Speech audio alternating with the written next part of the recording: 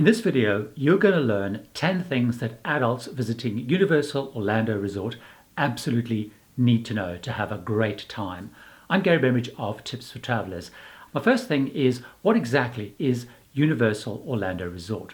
Well, it consists of two theme parks, a water park, and a shopping complex. So you have Universal Studios, which opened in 1990, and it celebrates all things to do with film and television. Islands of Adventure, which is located right next door, opened in 1999, has a whole series of different adventure areas, again themed around television shows and movies. Volcano Bay is the water park.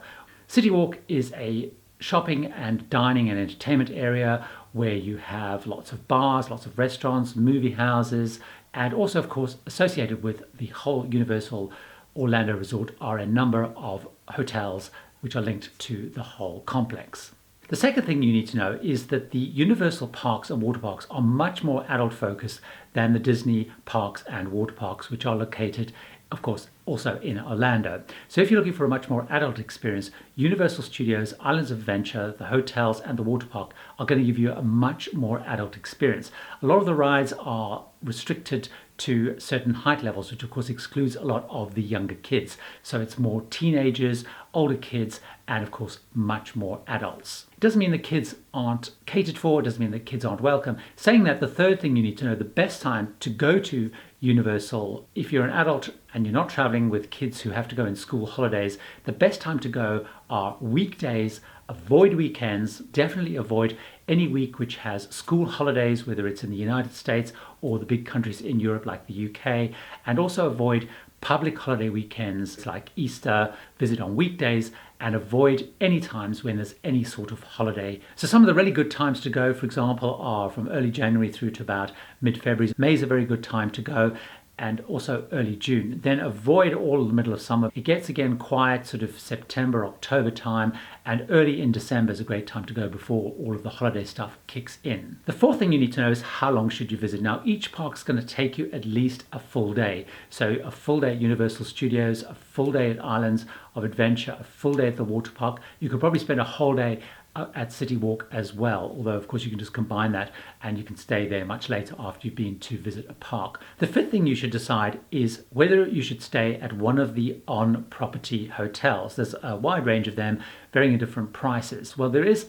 a number of benefits. One of the benefits is if you're staying at the hotel, you get into the parks an hour before opening time. Now, normal opening time is 9 o'clock in the morning, but you can get in at 8 o'clock. Now, getting in early is really fantastic because you have a greater chance of getting on those really, really popular rides and have a great time before the crowds. Now, depending on which hotel you stay at, some of the hotels also include in the hotel rate the Universal Express. This is the Fast Pass, which allows you to go on rides by skipping queues. This is a real boon, and I'm going to talk about that a little bit later. So if you are going to stay on property, look at the hotels which include that, because that is a real big plus. It has some other perks where, for example, if you buy things in the parks, they will send it back to the hotel for you. They also have free transport to and from the hotels to the parks and to City Walk. And also you can charge items and food in the park to your hotel rooms. The downside is they do tend to be often a little bit on the more pricey side. So as an adult, you might want to stay more down on International Drive at one of the more business or conference hotels because it will probably be cheaper. Now,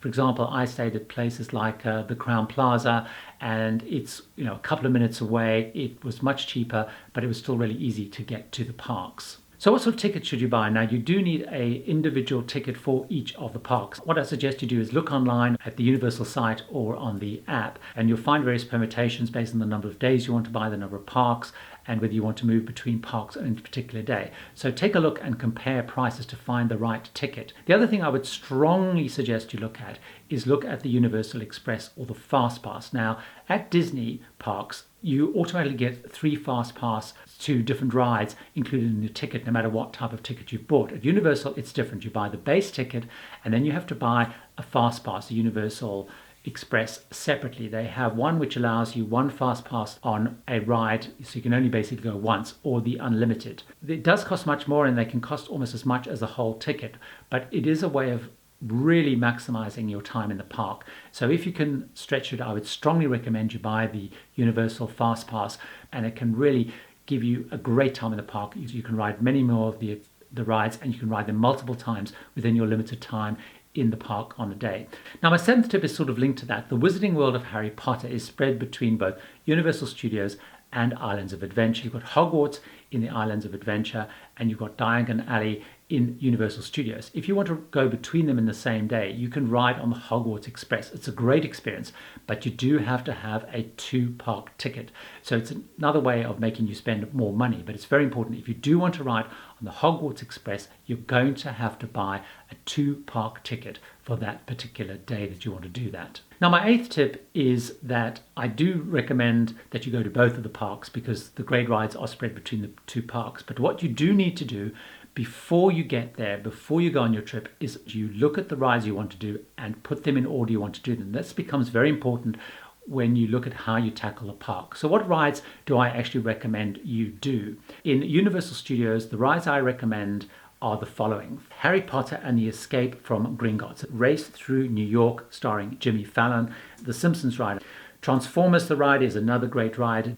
Fast and Furious, a brand new ride which opened in 2018. Now if you're into thrill rides, there are 2 fantastic thrill rides. The first is Revenge of the Mummy, which is in the dark, and Hollywood Rip Ride Rocket. In terms of Islands of Adventure, the rides that I strongly recommend you do are the following. First of all, my favorite ride of all, which is Harry Potter and the Forbidden Journey. The second, which is another big favorite of mine, is Spider-Man. The King Kong ride, which is really good. Another great ride is the Jurassic Park River Adventure, and as a Dudley Do-Right's Ripsaw Falls, and Popeye and Bluto's Bilge Rat Barges. Now for thrill seekers is the Incredible Hulk ride. Be really clear about the rides that you want to do and put them in order that you want to do them. So you make sure that the rides you absolutely want to do, you do, and you get to them at least once. And this becomes really important when I head into my next tip about how do you make the most of your day in the park. First thing you should do is on your smartphone is download the Universal Studios app. It's a really important app because it not only gives you directions and information, but it also helps you track the wait times. It tells you the wait times in each of the rides through the day so you can adapt and adjust as you go. It has lots of information as maps. It helps you find places. It'll give you directions to places around the park. On the app, you can also do things like buy tickets, buy the Universal Express Fast Passes. So download the app before you go and make sure you're familiar with the app. Very important as you head in though is grab the map and the flyer for that day because that will also tell you if there's been any changes or rides closed at short notice. I found the app doesn't always tell you if rides are closed on that particular day, but the flyer will tell you. So to kind of just grab that on your way through. The second thing you do is whether you're staying on an on-site property, so that means by 8 o'clock, or you're off property by 9 o'clock. Make sure that you're there before the park opens. Now bear in mind if you are staying either on site or off site, it's going to take you a while to get there. So if you're driving there, for example, you've got to park, you've got to walk quite a long way, you've got to go through security. So make sure that you're at the park way before it opens. Now very importantly, because what I discovered, although there's the early opening at 8 o'clock in the morning, things aren't that busy, they'll actually open the park to the general public who are not staying on property way before 9 o'clock. So make sure you get there early. The minute you're in, make a beeline for number 1 ride that you have on your list. Get there as quickly as you can. You'll find there's probably no waiting time at all or very little waiting time, and you can go on it, and if you want to, you can go on it again and get to your second and third rides. And basically by sort of 10:30, you've done your top 3 rides at least once, and you'll find it starts to get really busy from then onwards and waiting times increase. Now, if you have decided that you can't stretch to the FastPass, the Universal Express, another little tip is on many of these rides, the very popular rides and the thrill rides, there's a single rider line. So one of the things to do is head for the single rider line, assuming that you don't feel you have to travel with your travel companions. You'll find the waiting times can be very, very quick. And, most of the rides only last, a couple of minutes anyway. So doing them by yourself as a single ride is not a big issue, I don't think. If you've used the Universal Pass, of course, just use it and use it and use it. You'll find it incredibly quick. They're really good at moving that line through really quickly.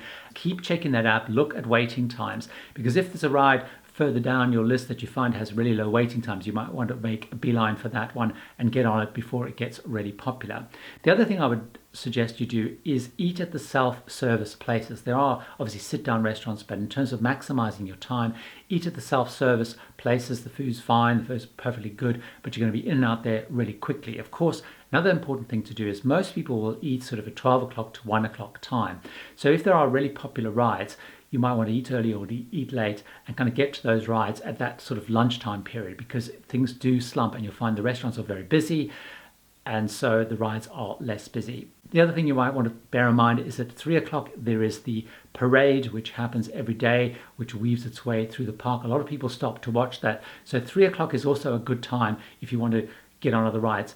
The actual procession is really good fun, so you still might want, what you might want to do is get yourself right by the entrance of one of the rides that you want to do, where you know that the parade goes past. Make sure you're kind of right there as the parade passes. You can head straight into that attraction and of course make the most of it.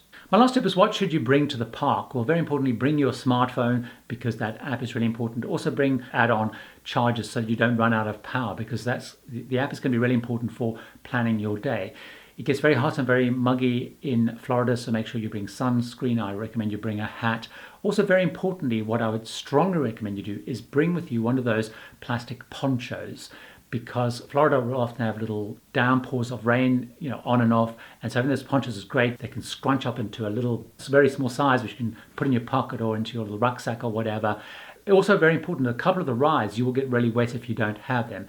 The other thing I'd recommend you do is try not to bring a rucksack or bag. First of all, because you get through security much quicker, but there are a couple of rides where you can't take rucksacks and bags. So some of the Harry Potter rides, for example, obviously the big roller coasters. So rather than have to faff around and find the locker and put stuff in the locker, if you've got everything that you basically put in your pockets, your phone, little plastic poncho or whatever, you'll find it so much easier. Of course, what you need to do is make sure you bring credit cards or cash to buy things, or of course, if you're staying on property, your room key so that you can charge things. Very important, make sure you wear great walking shoes that you know that you can walk for a long time. You will walk a lot of distance in the parks. On average, I was walking way over 20,000 steps. I was walking up to 7 miles a day, just getting around the park, particularly if you're moving between different rides. So there you have it. Those are 10 tips that I have for adults visiting the Universal Orlando Resort and Parks. If you found this video helpful, I'd love it if you gave a thumbs up. And very importantly though, please subscribe to the channel, because you'll get much more travel inspiration, advice and tips.